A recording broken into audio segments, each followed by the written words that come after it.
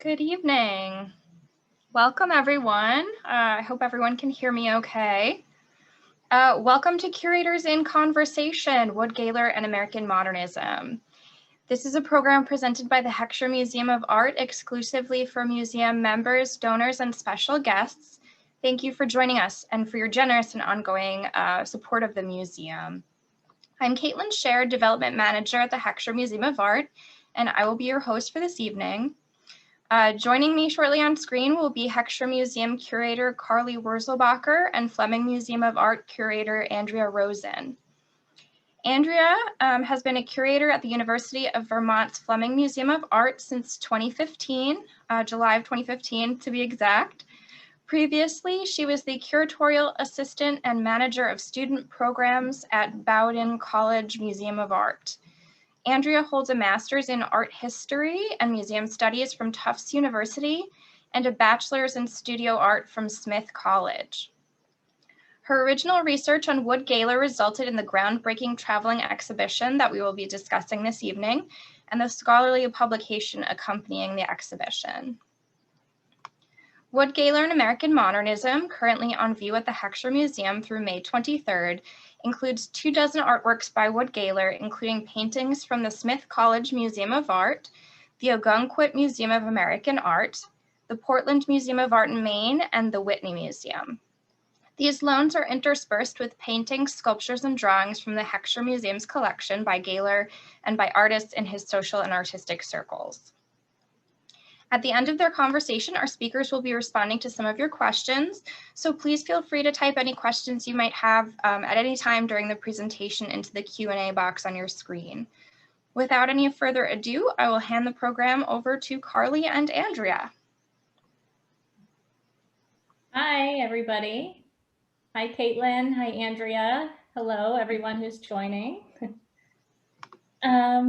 I am really excited to talk to Andrea today, and so I want to thank her first and foremost for joining us for this Heckscher Museum program.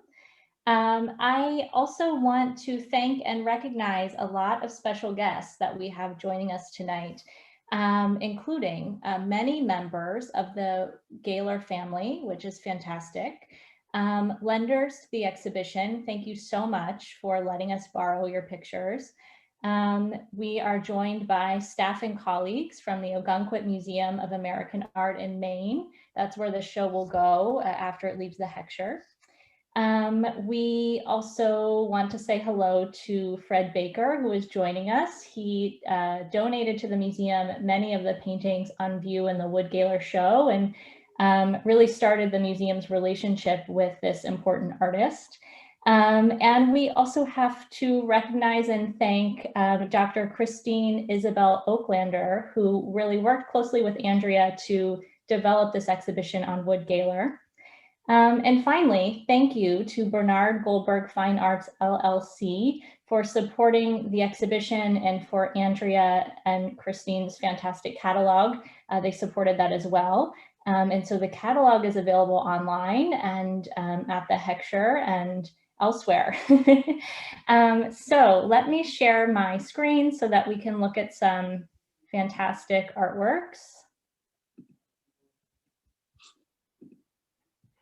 And let's see. Okay. So Andrea, let's dive in, shall we? Yeah, let's do it. Okay. So I thought dancing lesson would be a great place to start to introduce Wood Gaylor and the penguin. So I wonder what you can tell us about this work. What are we looking at here? Yeah, I love starting with this one because this one was my entry point into studying Wood Gaylor. The Fleming featured it a few years ago, and that was what kicked off this research. And it's a great way to talk about Gaylor's own entree into the art world, because this prominent figure at the right is Walt Kuhn, who was essential to Gaylor's involvement in the art world. So to go back, Wood Gaylor is living in New York City. He has a full-time job as a dress pattern designer, but he's got an interest in art. He started taking art classes at the National Academy of Design. So he goes to sketch on the Palisade Cliffs of New Jersey, and he comes across Walt Kuhn leading his own sketching class, and Gaylor gets involved. And this is 1912 when Walt Kuhn was organizing the Armory Show to come of 1913, this absolutely essential, huge exhibition of modern and other American and European art that really sort of introduces Cubism and other European abstract movements to American artists. It really kind of kicks them in the butt to get in gear and start developing a modern art of their own. So through Kuhn, Gaylor has 2 paintings, including the Armory Show, his first chance to show publicly. And also through Kuhn, Gaylor gets involved in this iconoclastic artist group called the Penguin. So to get back to this painting, they are at the Penguin headquarters, which was a brownstone near Union Square in New York City. And Kuhn, who is clearly a very theatrical person, he loved the theater and circus and burlesque. He frequently depicted performers in his paintings, as we'll see in a sec.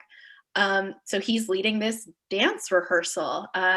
Kuhn and the Penguins would throw these massive arts balls that would feature choreographed skits that Kuhn would write and direct.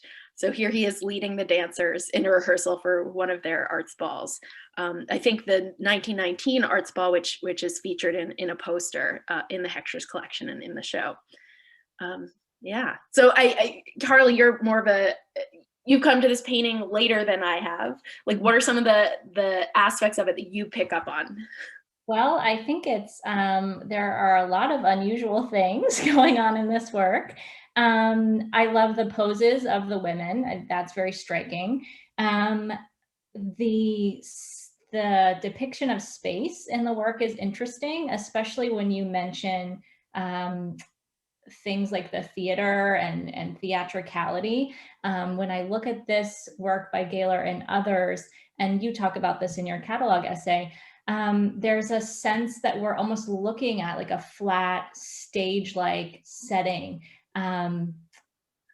You know, everyone is kind of arrayed and very particularly, and so that strikes me. I'm also, it's really interesting to see like leaning against the walls on either side. We see paintings that are probably works on paper paintings turned to the walls.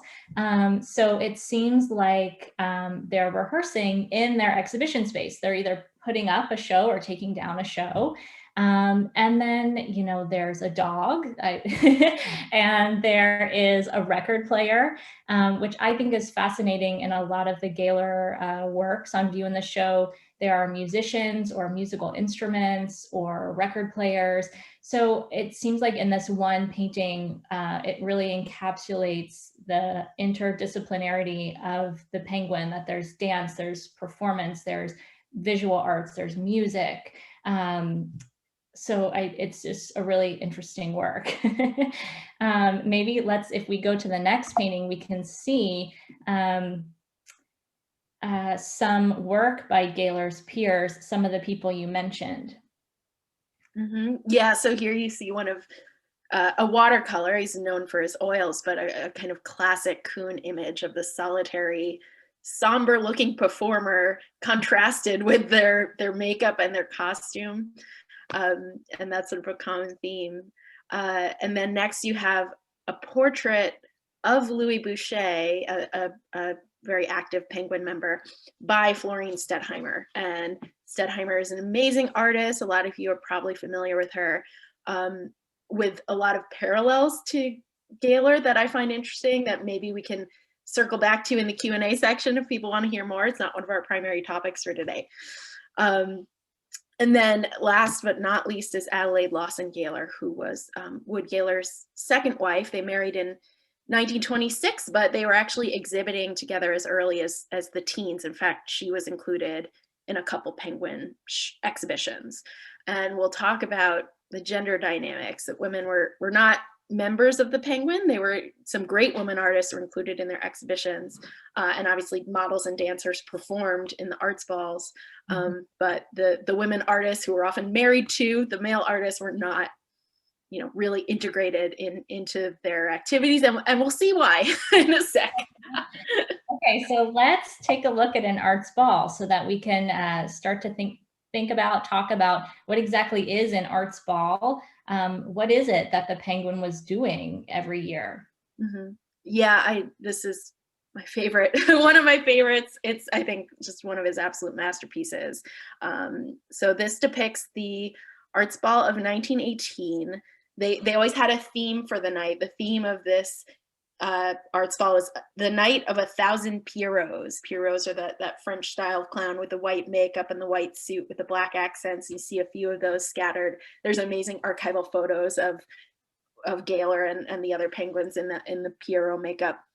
And then these amazing hobby horses that they created for a skit called A Music Ride at Durland's. And we have these incredible archives of the penguin invitations and other ephemera that give us a ton of details about their activities. So that's, and scripts that Kuhn wrote for the skits and stuff like that. Mm-hmm. So we know a lot of these details, which is really fun to match them up with Gaylor's paintings and with the archival photographs. So just I love the composition of this painting, this sort of swirl of activity and the layering of the space, the proscenium, the band, and that, we talked about the stage set nature of so many of Gaylor's paintings. This one's just at a little angle that makes the composition just a little more complicated. So I love that about it. You picked up on this other detail that we see in so many Gaylor's paintings, which is the flags, the American flags.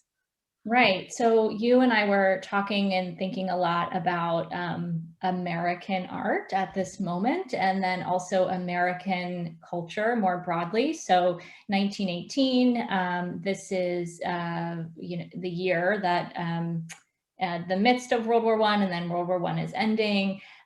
This is kind of the beginning of the American century. And so there's a feeling of nationalism and boosterism for American art. And within the art world, a lot of discussion about American art, American modernism. What does that mean? How can is it possible to create or form or shape an American modernism that is distinct from European modernism, that is not, just Cubism light or Impressionism light or something like that, something that is inherently American?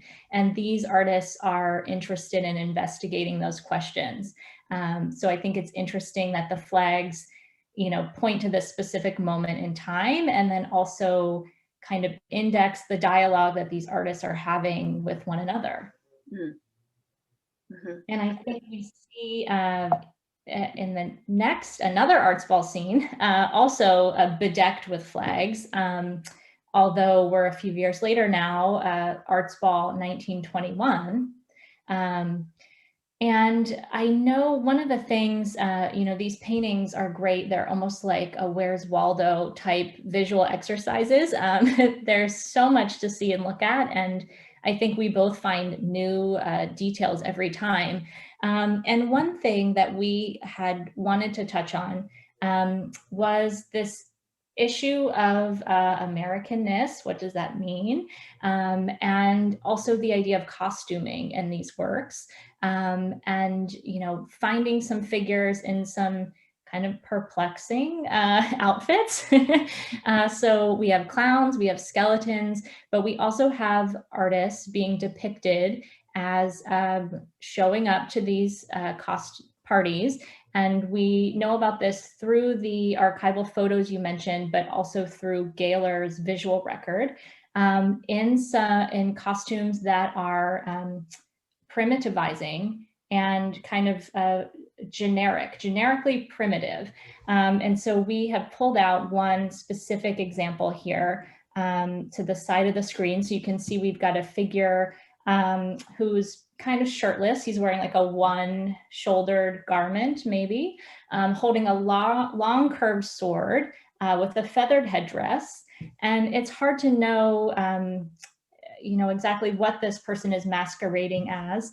And so I wonder what are some of the thoughts you've had in researching this material, thinking about the time and looking at some of these costumes? Yeah, and it's you know, in the costumes guests showed up in, but also sometimes in the themes of the balls themselves. So prior to, the Penguin grew out of the Kit Kat Club, another artist organization that also threw arts balls that Kuhn was involved in creating, and those often also had exoticizing themes, a dream of the Orient. Or, you know, one of the early Penguin balls was Fete Day at a Spanish American village, which was an excuse to dress up in their imagined version of what Mexicans look like. And yeah, it's not a comfortable thing to confront. There are archival photographs of the penguins in brownface.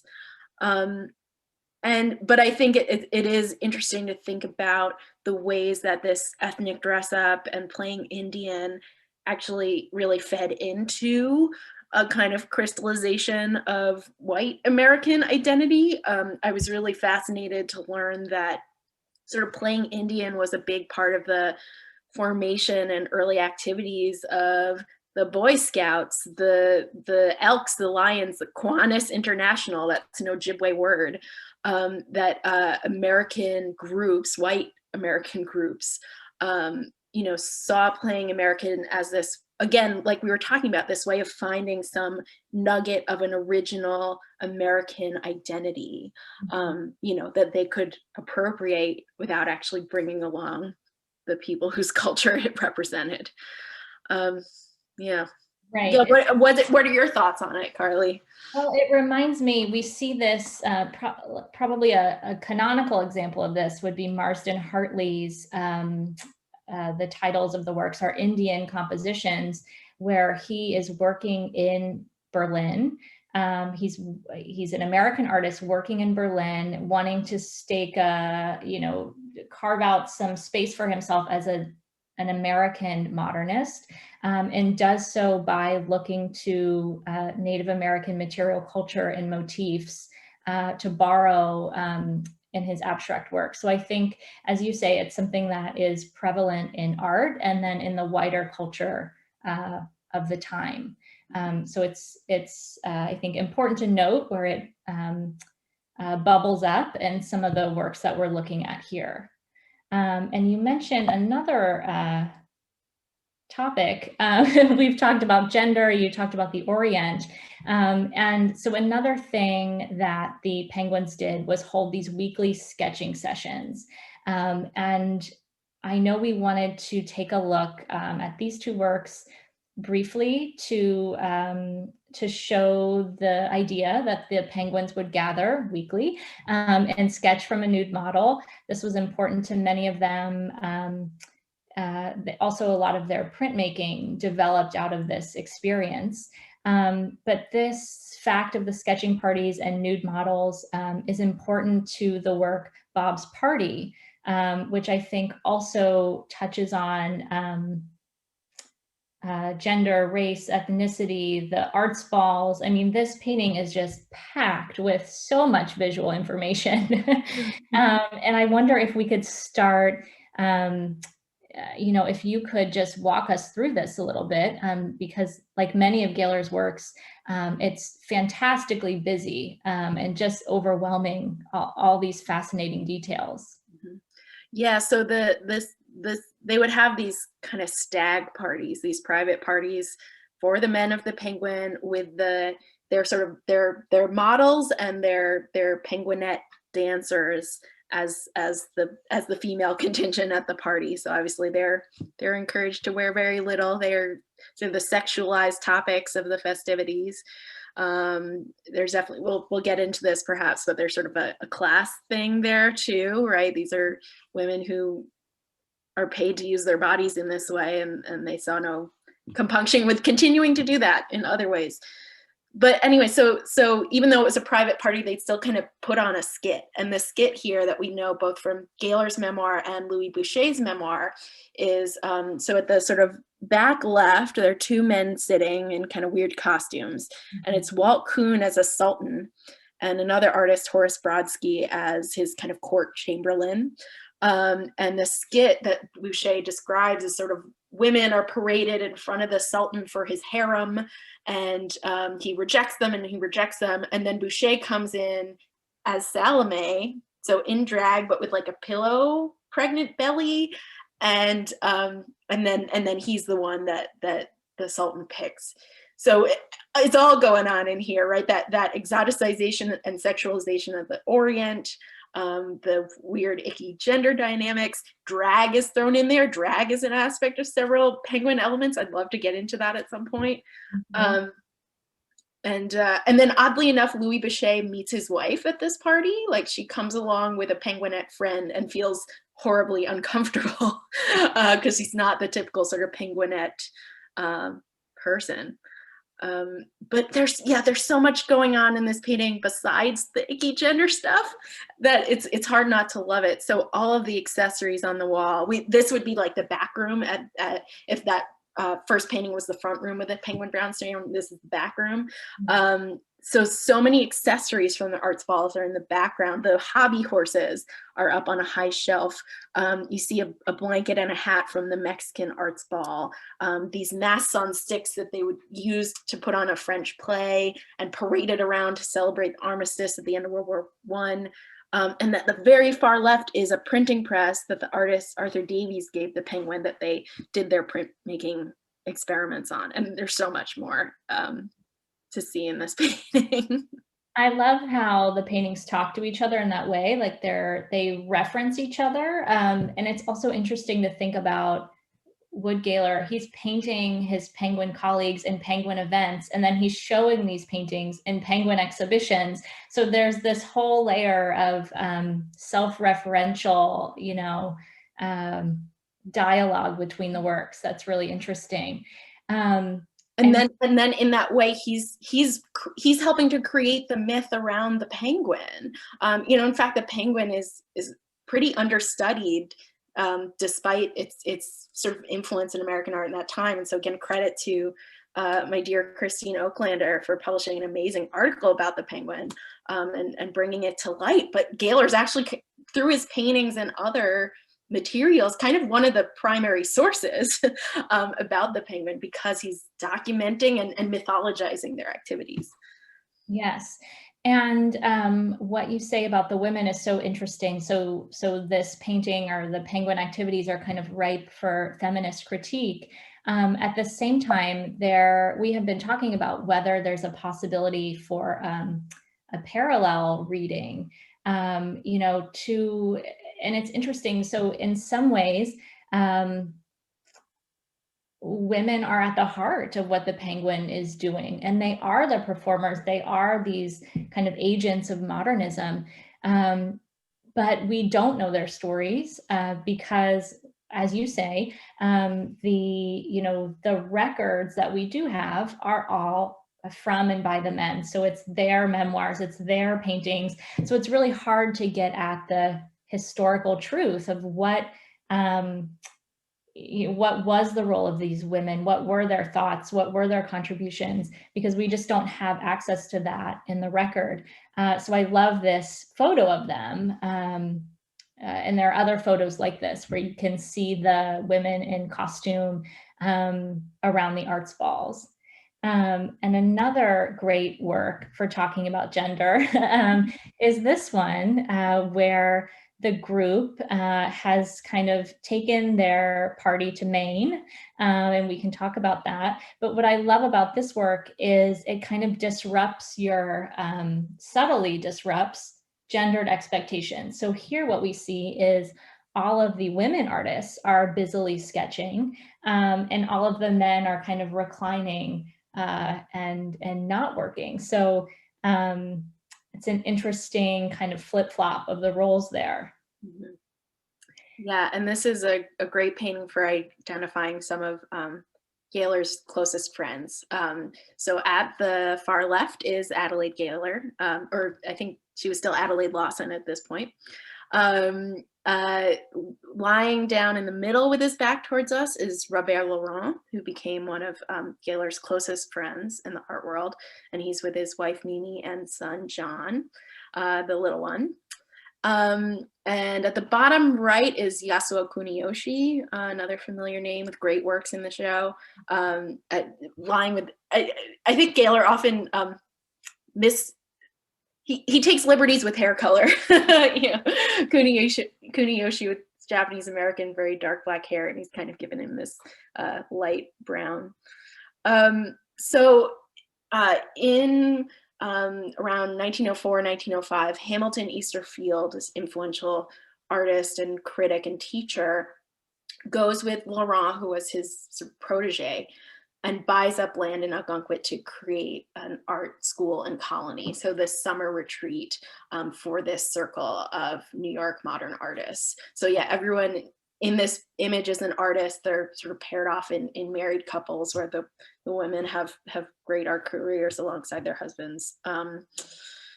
Yeah, and you know, Gaylor spent summers in Algonquin, you know, I think throughout the 20s, maybe even a little earlier. And yet that's one of the few paintings that he does of the main scene. That's true. And I'm just showing some images of the group here, some fantastic, the one on the left of the four, I've seen before, and you introduced me to this other one where we get to see the women artists as well. So that's fantastic. Maine was important for many reasons, but not least because of this idea of American artists discovering folk art. And so I wanted to just briefly, whoops, going the wrong direction.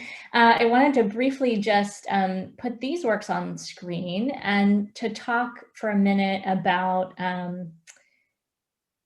the idea of American folk art, that American modernists and Wood Gaylor and Adelaide Lawson Gaylor were kind of prime among this group of people who are looking at older American material culture in a new way, in part because, as we've been discussing, they're looking for a precedent for American modernism. And in terms of form, they find that, they find affirmation of their modernist styles in works like these. And what's so special about these is these are two works now in the collection of the Newark Museum in New Jersey that were actually owned by the Gaylors, exhibited at Newark in one of the earliest folk art exhibitions, and now part of the permanent collection. But I think when you look at these works and look at Gaylor's work, you can see a same sense of flatness in the figures. We don't have a great, you know, these are not fully modeled, three-dimensional looking. The emphasis on outline. So it's really interesting to see the way American modernists adopted and celebrated and championed what became known as American folk art. And you and I have talked about, you know, it's no accident that this is also at the time of this American boosterism, the interwar period. And I wonder if do you want to add to that at all, or? Yeah, I mean, part of looking for that distinctly American modern art, there's the American and there's the modern part, right? So the modern is getting away from academic painting, and the American part is getting away from those European models of modern art that so influenced them in the wake of the Armory show. And so many of these artists are not working in a fully abstract idiom, rather it's sort of a distorted figural idiom. And that's where I think folk painting provides that key model of the flattening of the figure, the distortion of bodily proportions. It comes to influence sculptors in more sort of aspects of technique. So Laurent's famous for incorporating direct carving into his work rather than, you know, the sort of classical pointing. And I'm not a sculpture person. I don't know all the details of, but yeah, and this is a huge part of your own scholarly work, Karli, right? Yeah, I mean, my master's thesis was on Dorothy Miller, who was involved in that early folk art exhibition at Newark. So that's how I came to Gaylor, was through these questions of American modernism and folk art. And then in my dissertation, I wrote about reverse painting on glass, done by Marsden Hartley and others who spent time in Maine. So yeah, I think we have bonded over this shared interest in this. So to kind of bring our discussion home to Long Island, let's talk a little bit about what happens when, we've been talking about all of this artistic interchange that's happening in New York City, in Maine, and then there's an interesting moment in the 1930s where these artists kind of go their separate ways in a way. And it has to do with, wanting to move outside of the city. And so for the Gaylors, that means coming to Long Island. And so this is an early work that I know you have been, not an early work, but I mean possibly an early Long Island work that you've really been puzzling over because it's hard to know quite what we're seeing here. Yeah, this is one of the Fleming's great Gaylor paintings. And unlike those other party scenes we've seen, I have no documentation that it represents a specific event. So I'm left to kind of guess. Mm-hmm. But, unless it's his urban artistic circle and yet another kind of skit, this seems to be in a different social setting. This seems to be a country setting, kind of the lofted space. Maybe it's kind of a barn turned into an event space, and they're playing the women in those gingham aprons, and then they're playing this kind of silly game of a potato race. Gaylor mentions a potato race in his memoir that he did as a young man in the New York National Guard, but that was on horseback. So it wasn't this. So my guess, just a guess, is that this is sort of this moment of transition of their social life from the city and these urban artist parties to this more sort of rural setting. And the dates are a little fuzzy. I know they bought land on Long Island by 1930, but maybe they didn't really move until 1932, or they might have lived with their in-laws for a bit first. But they were still doing stuff in New York until sort of mid to late 30s, but by then they were starting to commute and then really sort of fully retreat from the art world after the late 1930s. So just to show people what we're talking about here, so they moved to Glenwood Landing on Long Island, which is where we've got the little dot here. So the North Shore, and Gaylor continues to commute into the city for his job as, the term just went right out of my head, pattern designer. Dress pattern designer. Dress pattern designer, yes. So this is where we're at. And then we have some great ephemera from this time and some interesting, that speaks to their continued involvement in art, both Adelaide and Woods. So on Long Island, they teach art classes for adults and students at their home and in their barn. They also exhibit the art that they had collected, which is kind of fascinating to think about. So in a way, the New York City art world is no longer their center, but they've kind of brought this this whole collection of modern art and outlook to Long Island. Yeah, I just love that they really saw it as this democratizing thing, because they would hold exhibitions at the barn that would combine their world-class modern art collection with the drawings of their students, and want to talk about like putting them side by side, and good drawing is good drawing, and I just think that's so neat. This is a great painting of this is so the back side of their barn. They would have the lessons inside and outside. You see the students on the lawn lounging and painting, and their paintings are tacked up on the wall. Dear Win Gaylor, Wood's son, who's in his 90s, amazing, helped me in preparing this exhibition. Instantly recognized, like, oh yeah, I remember those horse head finials. So yeah, I think it's an amazing way that they took, like you said, Karli, took the modern art world with them into Long Island and exposed a lot of people to it. I know some locals, some of their art students then bought some things in their collection, later donated them to museums. So it's cool little coda to the story.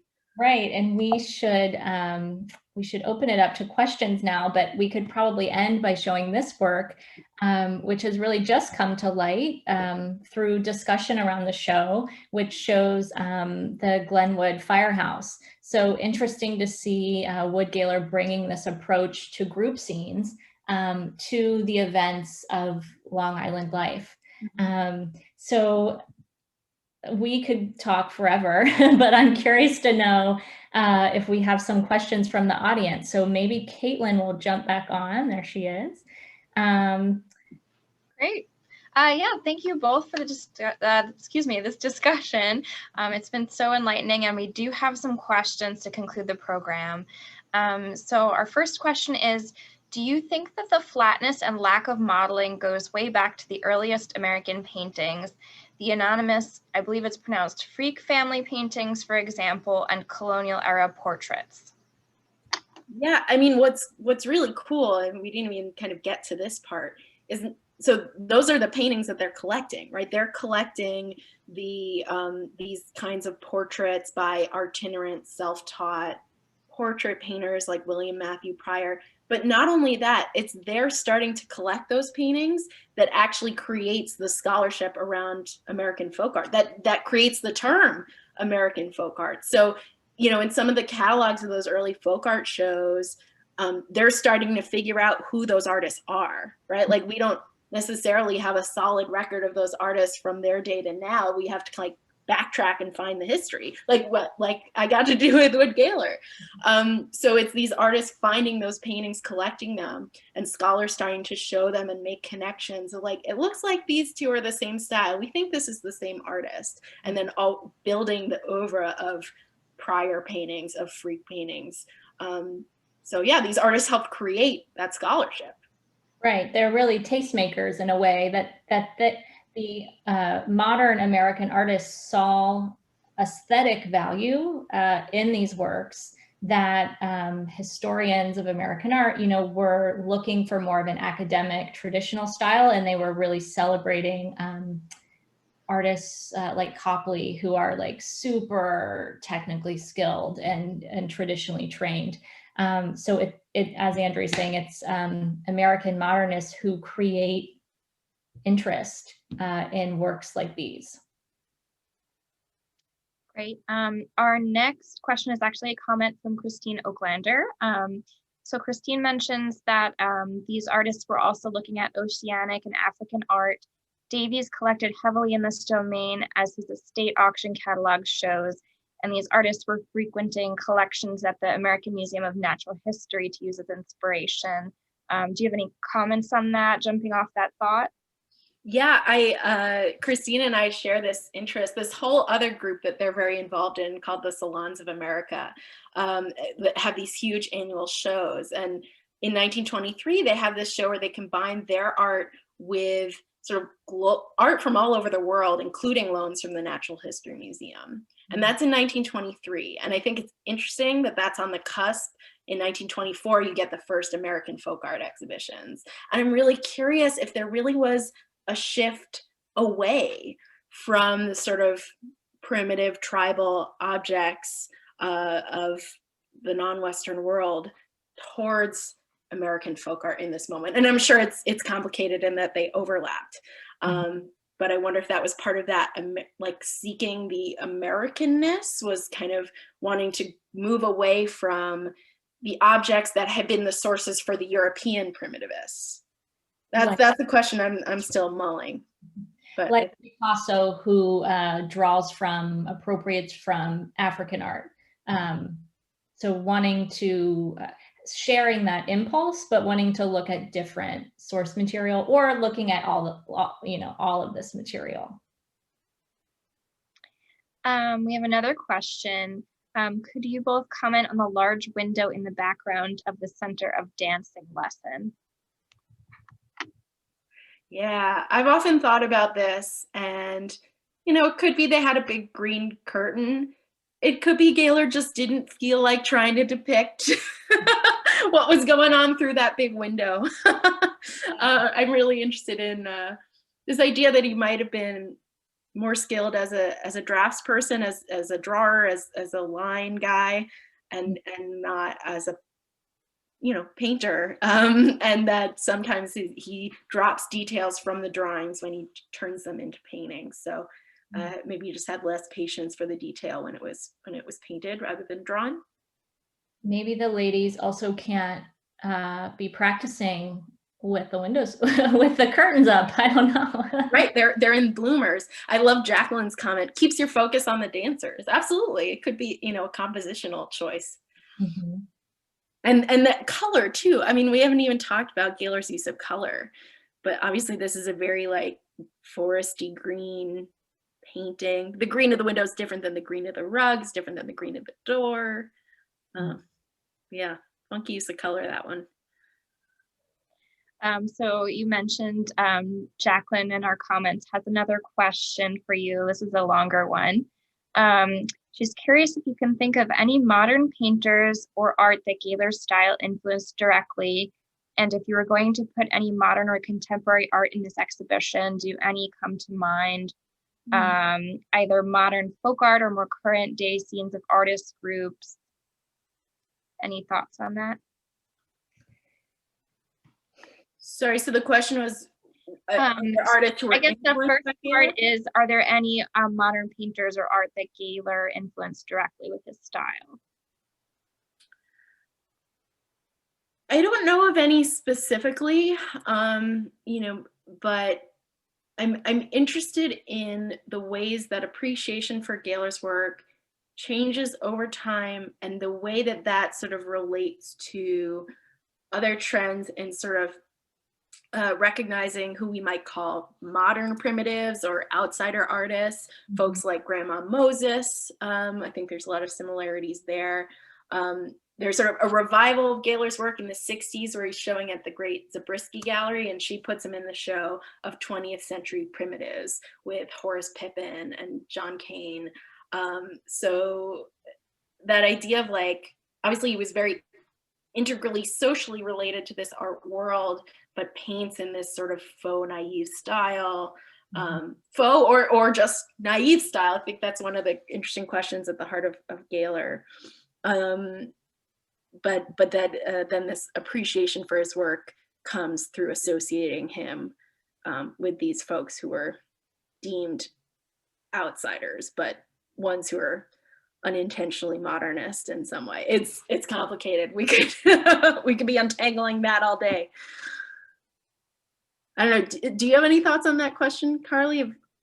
I'm kicking myself because we talked about this a little bit with our docent group, and there were some great, we had a lot of discussion about Stettheimer, and I feel like there were some other fantastic observations, other similar artists or similar impulses. And I can't remember what we talked about. Yeah, a family friend related his work to Jacob Lawrence. Okay. Interesting.